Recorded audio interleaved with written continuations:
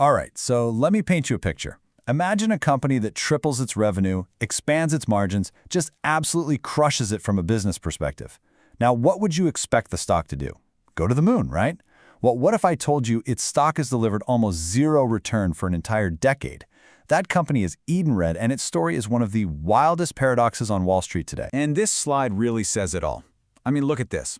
On one side, you've got the business itself. Revenue up, margins expanding, just elite, top-tier economics. It's a thing of beauty.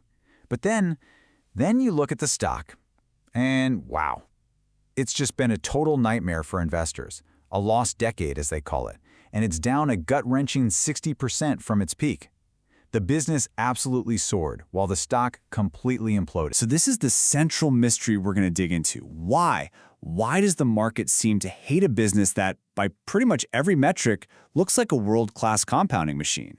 What is Wall Street seeing? Or what does it think it's seeing that the financials just aren't showing? To solve this puzzle, we first have to really get what Edenred does.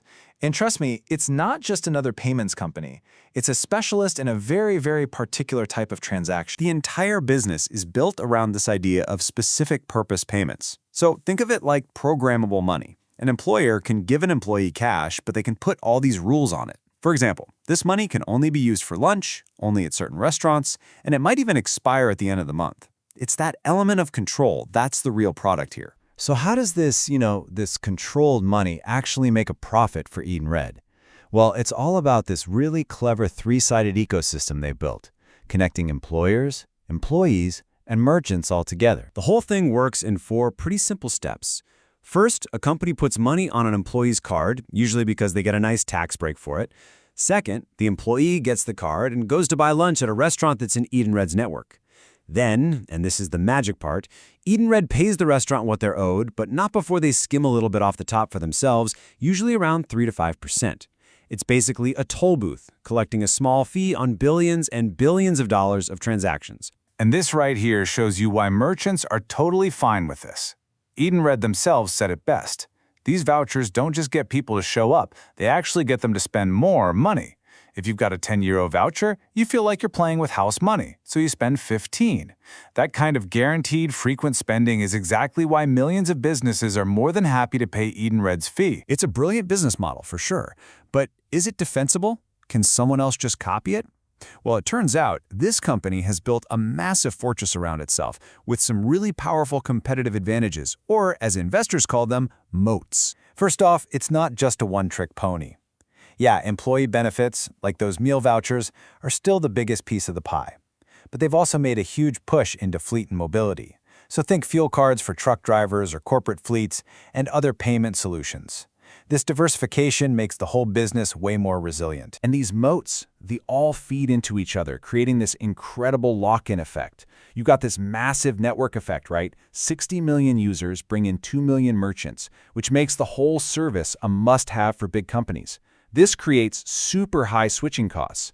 I mean, once a company bakes Edenred into its payroll and HR systems, trying to rip it out is a gigantic headache.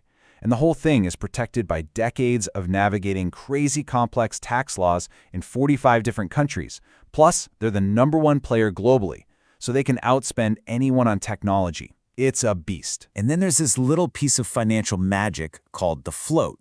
See, Edenred gets all this cash from employers up front, but it doesn't have to pay the restaurants for weeks, sometimes even months. So in the meantime, it's just sitting on billions of dollars of other people's money. They invest that cash, the float, and then keep all the profits. It's literally a giant interest-free loan from their own customers. It's pure profit. Okay, so let's recap. We have a dominant, diversified, global toll booth business with massive network effects, high switching costs, and it gets to play with billions of dollars of magical free money. Which brings us right back to our big question.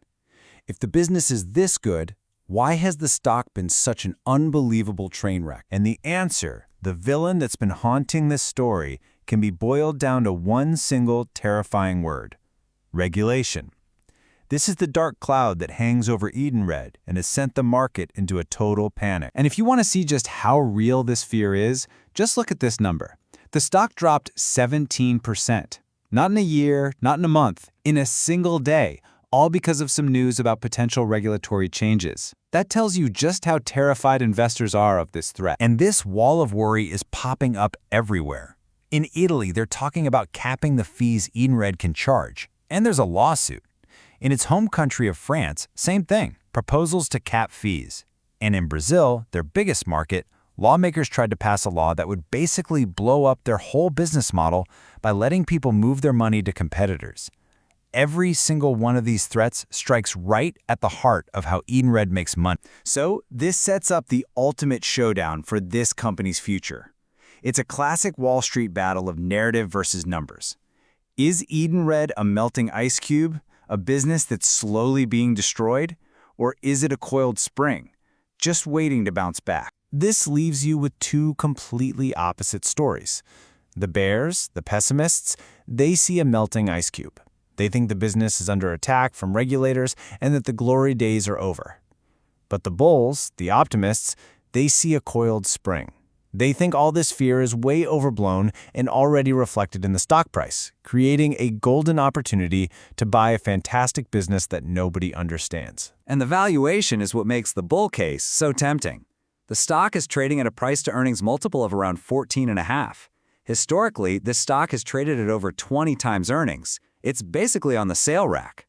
So the billion-dollar question for investors is this a real bargain or is it a trap? Ultimately, it all comes down to this single dilemma.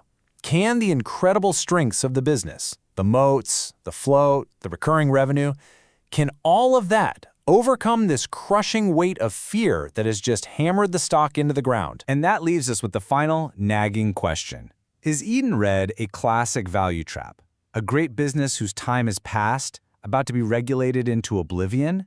Or is this one of those rare chances to buy an amazing, cash-gushing machine that the market, in its panic, has completely misunderstood? The answer to that question will decide everything.